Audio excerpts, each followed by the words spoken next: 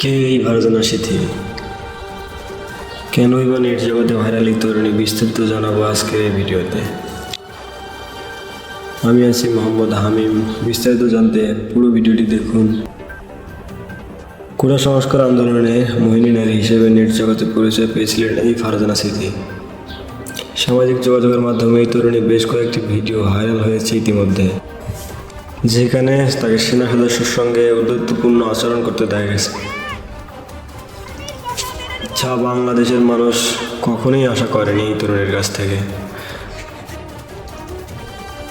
তারপর থেকেই তিনি বাংলাদেশের মানুষের কাছে হয়ে উঠেছেন বিষকন্যা।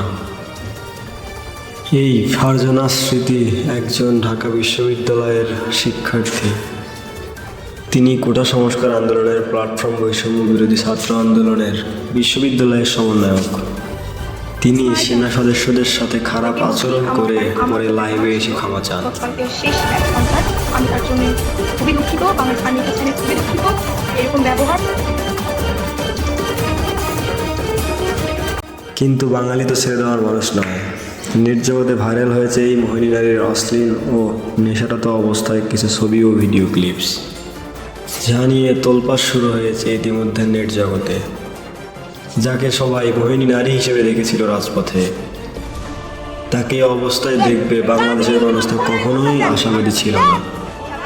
ভালো থাকবেন সবাই। চ্যানেলটিতে এইরকম আরও নতুন নতুন ভিডিও পেতে চ্যানেলটিকে সাবস্ক্রাইব করে বেল আইকনটি বাজিয়ে রাখুন।